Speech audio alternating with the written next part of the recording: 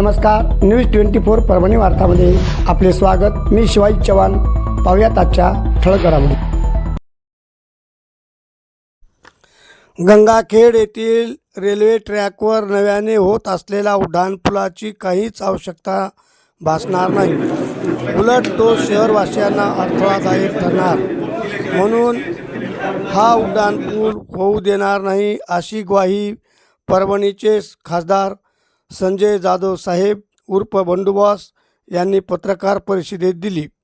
पाहुयात सविस्तर वृत्तांत। गंगाखेड जिल्हा परभणी येथील डॉक्टर बाबासाहेब आंबेडकर पुतळा चौक पोलीस स्टेशन ते तहसील कार्यालयादरम्यान सार्वजनिक बांधकाम प्रादेशिक विभागाने नवीन उड्डाणपूल तयार करण्याच्या निविदा काढल्या आहेत, त्या तात्काळ रोखण्यात याव्या अशी मागणी श्रीनिवास मुंडे साहेब सदस्य जिल्हा परिषद परभणी व व्यापारी मंडळाने केली आहे। कारण सेंट्रल रेल्वे बोर्डाने सदरील रेल्वे ट्रॅक बायपासने नेण्याकरता मोजमाप केले आहे व निविदा देखील काढलेले आहेत।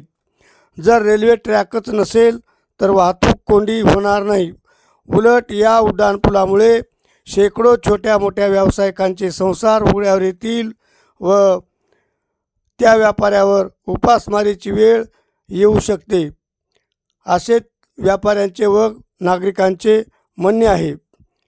आणि इतर आदी बाबी करता गंगाखेडच्या जनतेने उड्डाणपूल बांधकाम होऊ देऊ नका, असे साकडे परभणीचे खासदार माननीय संजय जाधव साहेब यांना घातले असता जाधव साहेबांनी पत्रकार परिषद घेऊन मी मतदारसंघातील कोणाचेही नुकसान होऊ देणार नाही, कोणावरही उपासमारीची वेळ येऊ देणार नाही व सदरील उड्डाणपूल होऊ देणार नाही, अशी ग्वाही पत्रकार परिषदेत दिली।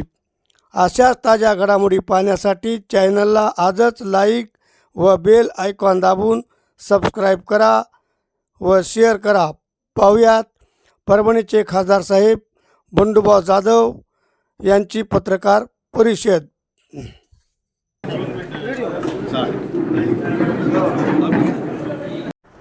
ते ट्रॅकची जागा बदलली आहे। जवळजवळ 2.5 ते 3 किलोमीटरच्या अंतरावर गंगाखेड शहराच्या बाहेर ते 2.5 ते 3 किलोमीटर अंतरावर त्या रेल्वेचा ट्रॅक जातो, डबल ट्रॅक, आणि त्याची मान्यता झाली आहे। 2028 पर्यंत ते काम पूर्ण होणार आहे, अशा स्वरूपाचे केंद्र सरकारच्या सूचना आहेत, अशा स्वरूपाचे आदेश निघाले। तुम्ही DRM ऑफिसला जाऊन बघू शकता। गंगाखेड शहरामध्ये त्या रेल्वे ट्रॅकच्या तिथं उड्डाणपूल करण्याची मानसिकता सन्माननीय आमदार साहेबांनी ठेवली होती। त्या मानसिकतेचं आपण पहिले स्वागत करू की ज्यावेळेस रेल्वे गेट बंद झाल्यानंतर जे लोकांना त्रास व्हायचा, तर त्यामुळे तिथं उड्डाणपुलाची गरज होती, ही वस्तुस्थिती आहे। परंतु आता ट्रॅकच जर बाहेर जाणार असेल तर त्या उड्डाणपुलाची गरज आहे असं आम्हाला वाटत नाही। कारण या ठिकाणचे जेवढे काही व्यापारी आहेत, ज्यांची दुकानं, ज्यांच्या सदनिका त्या उड्डाणपुलाच्या परिसरामध्ये येतात, ते सगळे व्यापारी माझ्याकडे आले आणि त्यांनी मला सांगितले की साहेब, या ठिकाणी आता आम्हाला या पुलाचा त्रास होणार आहे, नवीन ट्रॅक जर झाला असं तुमचं म्हणणं असेल, मला वाटते की तुम्ही आमच्यासोबत जरा DRM ऑफिसला चला आणि आम्हाला वस्तुस्थितीची माहिती द्या। आणि सगळ्या व्यापाऱ्याला घेऊन मी DRM ऑफिसला गेलो। त्या दिवशी DRM मॅडम नव्हत्या, ADRM होते, त्या विभागाचे सेक्शन इंजिनियर होते। त्यांनी सगळा नकाशा काढून दाखवला की अशा अशा स्वरूपाचा हे ट्रॅक असा असा चाललाय, याची मान्यता झाली आहे। या सगळ्या व्यापाऱ्याचं म्हणणं आलं, बाबा आता ट्रॅक जर बाहेर चाललाय तर पूल करून आमच्या सदनिका उद्या बंद होतील, आमचे व्यवसाय बंद होतील, आमच्या कुटुंबावर उपासमारीची वेळ येईल। आम्ही कष्टानं हे घेतलेले दुकानं, बांधलेली दुकानं, भाड्यानं घेतलेली दुकानं, तर ह्याच्यामुळं आमच्या रोजीरोटीचा प्रश्न निर्माण होईल, म्हणून काय साहेब हे पूल झाला नाही पाहिजे, अशा स्वरूपाची भूमिका तुम्ही घ्यावी आणि मुख्यमंत्री महोदयाने एकदा भेटावं। तुम्ही म्हणलं बाबा तुम्ही सगळेजण एकदा जाऊन भेटा, मी तर भेटेल, तुम्ही सुद्धा गरज तुम्हाला महत्त्वाची वाटते, मी केलं तर राजकारण होईल, त्याच्यामुळे तुम्ही भेटा। हे सगळेजण माननीय मुख्यमंत्री महोदयाला भेटले। मुख्यमंत्री महोदयाला त्यांनी वस्तुस्थिती सगळी दाखवली। मुख्यमंत्री महोदयांनी सगळे आदेश बघितल्यानंतर चौकशी करण्यासाठी त्याची माहिती मागवण्यासाठी त्याच्यावर रिमार्क केलं. आणि कोणी असो, शेवटी या शहराच्या सर्वांगीण विकासासाठी सगळ्यांनी प्रयत्नशील असणे काळाची गरज असते. मी खासदार म्हणून मी कधी मोठेपणा केला नाही. तुम्हाला बघते, मी 3री टर्म माझी, 2 टर्म आमदारकी झाली, पण मी कधी श्रेयासाठी लढलो नाही. आता आपण बघितलं असेल की त्या मुळेच्या बंधाऱ्याचे दरवाजे टाकण्यासाठी जयंत पाटील साहेब पाटबंधारे विभागाचे मंत्री असताना, उद्धव साहेब मुख्यमंत्री असताना मी त्यांना 22 कोटी रुपये मंजूर करून आणून ते व्यक्ती करायचे.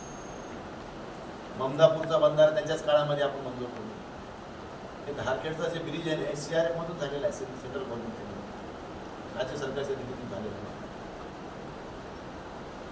प्रधानमंत्री ग्राम सडक योजनेच्या माध्यमातून काही रस्ते असतील, तसं आपल्याला कॅन्सल करावं. असाच रस्ता नावकीमध्ये केला, ते मी स्टेट हायवेमध्ये यांनी कन्वर्ट केलं. सुकीला टाकायचं होतं, सुकीचं खर्च स्टेट हायवेमध्ये करून घेतलं. कारण जिल्हा परिषदला बॉडी नसल्यामुळं आणि सरकार यांचं असल्यामुळं यांनी पाहिजे तसे रस्ते स्टेट हायवेमध्ये करून टाकले. पण तुम्ही घेतच करून तुम्ही ते रस्त्यात करा. तुम्ही करीत असताल तर अभिनंदन आहे, तुमच्या स्वागताला आम्ही युवा. पण कमीत कमी लोकांची गरज पूर्ण झाली पाहिजे. आता इकडं मंजूर झालेला असताना तुम्ही त्याला स्टेट हायवे करून त्याला कॅन्सल करायची काही गरज होती का? पण केला, ठीक आहे. आता लोक त्याचा त्रास भोगायला लागले, होईल आज ना उद्या होईल, त्याची आपण प्रतीक्षा करतो. परंतु चांगल्या कामासाठी सगळ्यांनीच पुढाकार घेतला पाहिजे. की गंगाखेड शहर असो, की पालम शहर असो, की पूर्णा शहर असो, की ग्रामीण भाग असो. हा खासदार म्हणून जेवढा माझा अधिकार आहे तेवढाच आमदार म्हणून सुद्धा त्यांचा अधिकार आहे. त्याच्यामध्ये काही शंका नाही. परंतु कोणत्या कामाचं श्रेय किती घ्यावं हे तुम्ही घ्या, तुम्हाला ते श्रेय घेण्याला बी आमचा विरोध नाही. पण खासदाराने विकास कामात विरोध केला हे म्हणणं तुम्हाला कितपत योग्य पडतं हे त्यांनी त्याचं आत्मपरीक्षण करावं. आज सरकारजवळ शासनाच्या कर्मचाऱ्याच्या पगारी करायला पैसे नाही. काल परिवहन मंत्र्यांना स्टेटमेंट केले की लाडक्या बहिणीमुळं आम्हाला या ठिकाणी पैसे खर्चायला मिळणार. परिवहन खात्यानं बसेस महिलांना 65 वर्षावरच्या माणसांना मोफत केल्यामुळं आम्ही तोट्यात आहे आमचं महामंडळ, असं मी नाही म्हणलो. परिवहन मंत्री प्रताप सरनाईक म्हणतो. आणि मग आता 250 कोटी रुपयाचा पूल तुम्हाला करायचा आहे, जेव्हा की तिथे गरज नाही, तुमच्याजवळ पैसे नाही, तरी मग हे पैसे कुठून देणार तुम्ही या पुलाचे? आणि लोकांना सोयीचं काय आहे ते बघा ना. लोकांना अडचणीत आणून, दुसऱ्याचे संसार उघड्यावर आणून. परंतु मला अधिकार गाजवायसाठी मी इथं आलेलो नाही.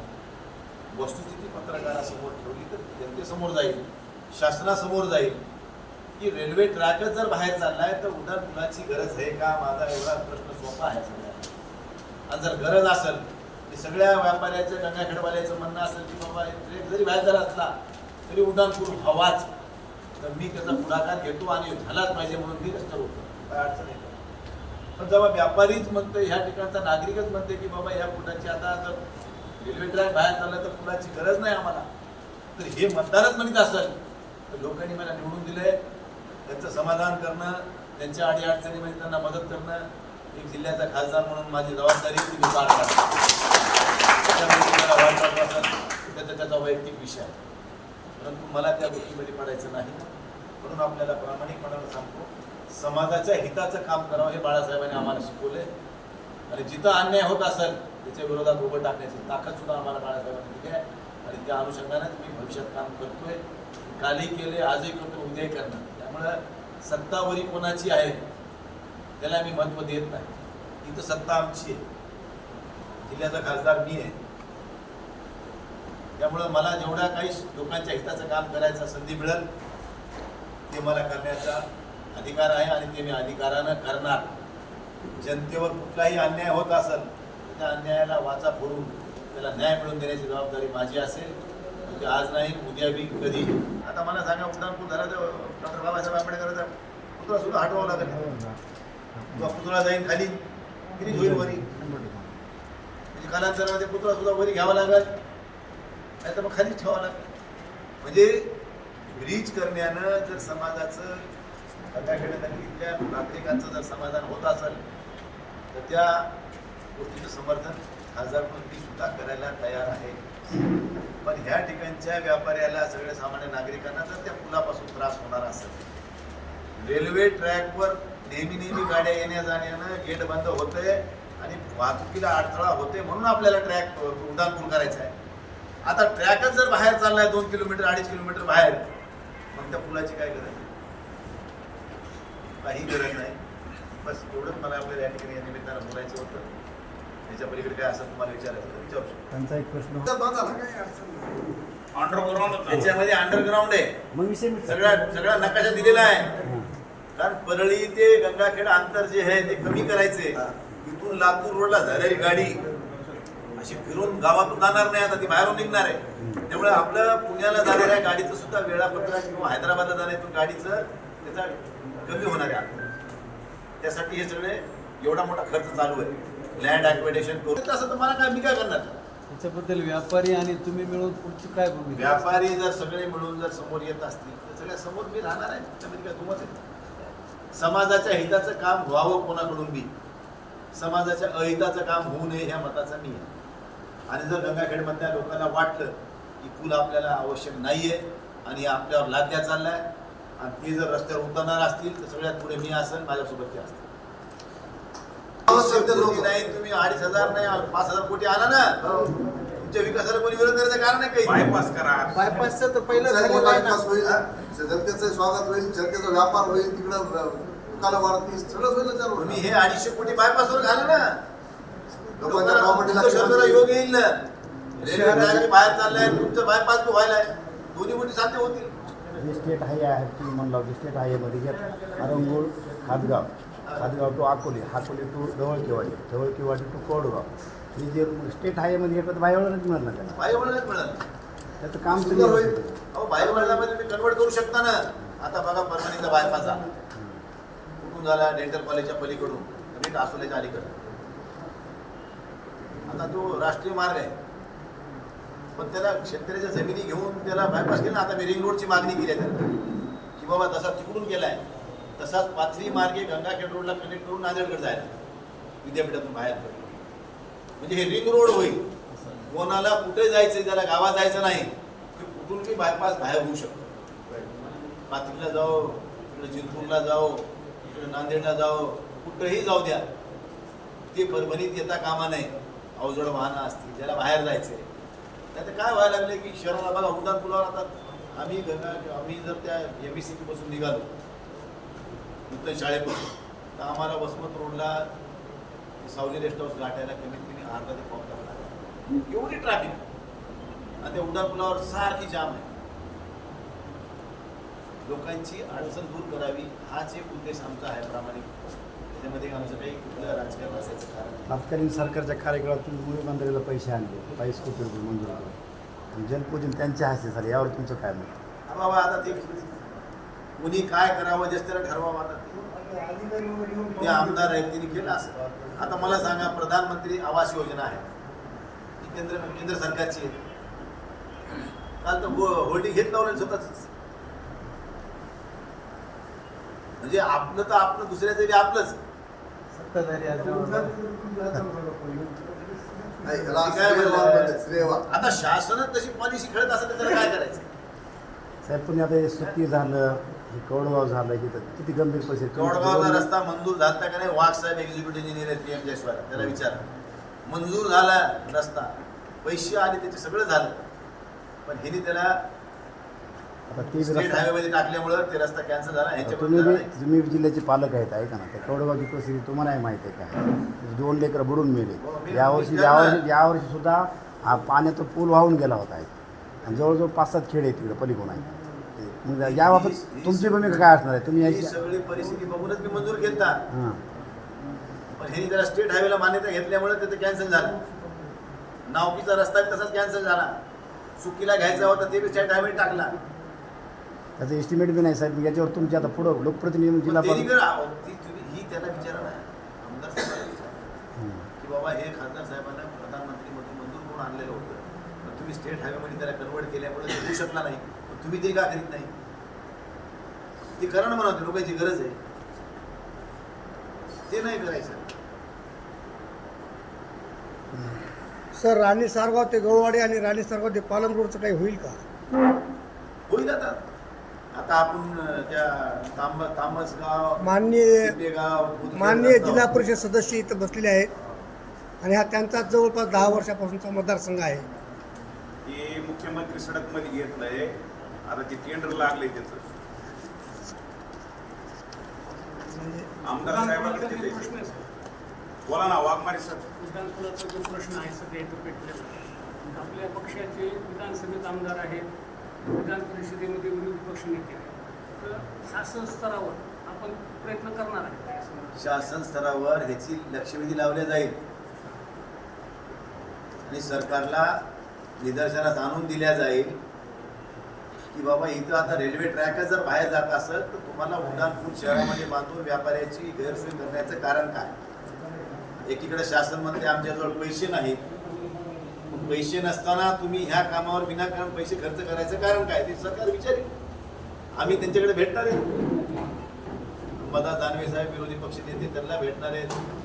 विधानसभेमध्ये त्याला भेटणार आहेत. आम्ही ते बोलून लक्षवेधी लावू आणि याच्यावर साधक बाधक चर्चा करून आणू सभागृहात.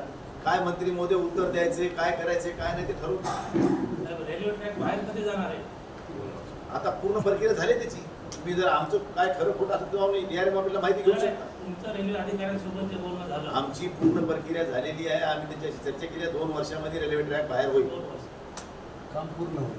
पूर्ण कारण ह्यांना नुसता रेल्वे ट्रॅक बाहेर नेऊन डबल ट्रॅक नाही करायचा. ह्यांना परळी लातूरला जाण्यासाठीचं जे अंतर आहे, इथून जाते परळीला इंजिन एकदा बदलते, लातूरला जाते पुन्हा एकदा बदलते.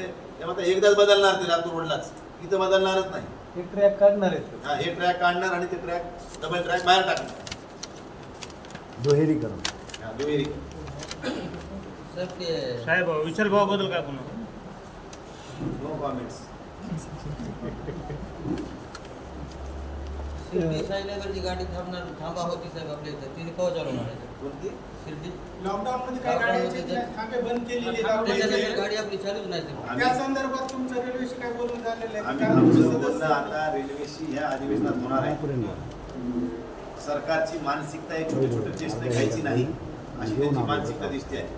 पण आता रेल्वेच्या बजेटवर आता चर्चा होईल यावर. आज दिले ते रेल्वेच्या बजेटवर चर्चा करताना मी भाग घेणार आहे. त्यावेळेस हे सगळे विषय मी त्याच्यासमोर आणणार आहे. तेव्हा तुमच्या लक्षात येईल काय चाललं. रात्री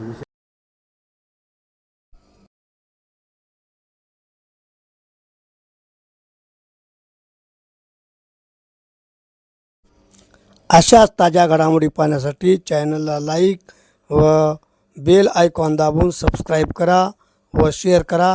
धन्यवाद.